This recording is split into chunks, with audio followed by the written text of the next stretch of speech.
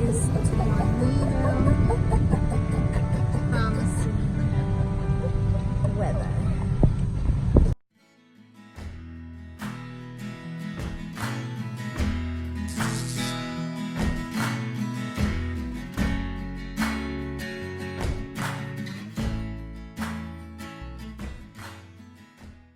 So you saw that storm in the beginning?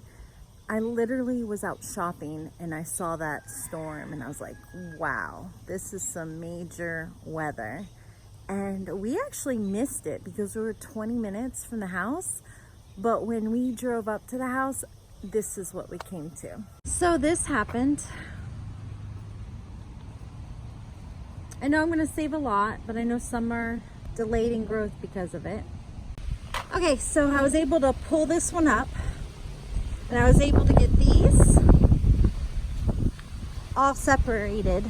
Believe it or not, I don't think any of the actual plant snapped in half, which I'm surprised about. As painful as this is, I'm actually positive. And let me show you what I'm doing. I am clearing all these lower branches, which gives me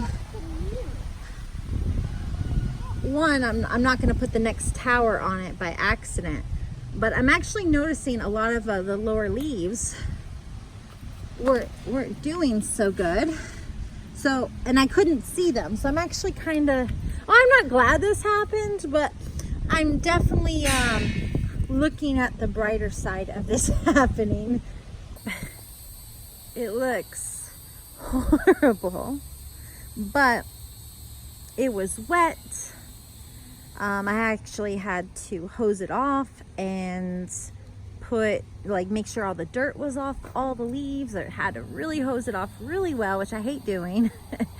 These tomatoes like dry leaves, but I certainly wasn't going to leave the dirt on them. And now they're finally just starting to turn upwards. And I actually didn't lose any fruit until I started trying to put plants behind the string. And they were just turned weird. So instead I decided to leave it like this and wait for all the plants to turn and go upward, which they were before it fell. And then once they make that turn, then I'm going to be able to position them better. At least that's the plan. Oh, my poor tower. So in a panic, I just threw a store display, one of those that you can see popping up there. I threw that behind the tower and I braced it up so it can't happen again. But it doesn't look the best, but it's something I needed to do immediately so that doesn't happen again. But next growing season, I think, I don't even have T-posts, but I think a lot of people have T-posts.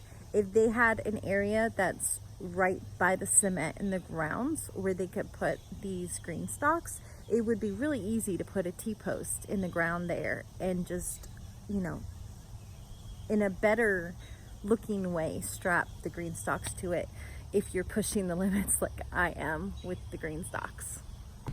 All right, so this is day 2.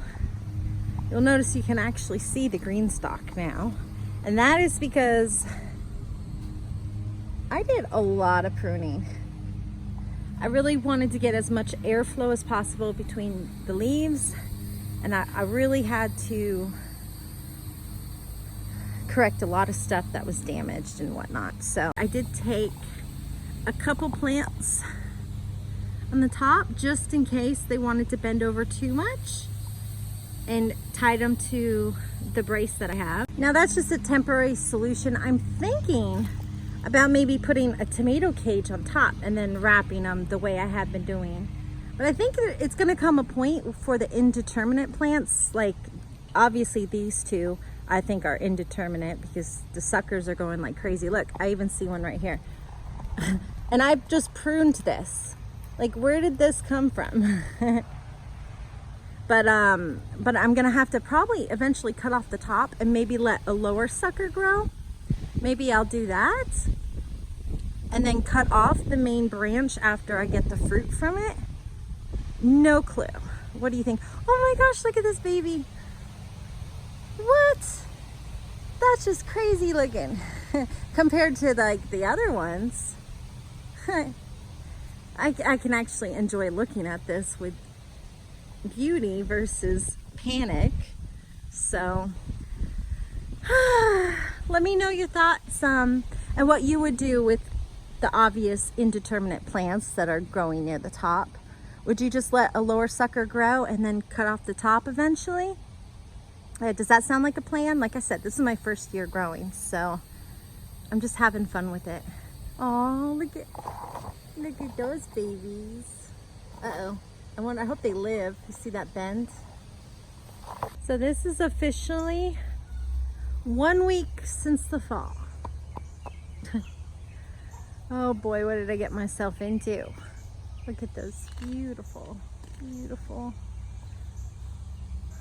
growth.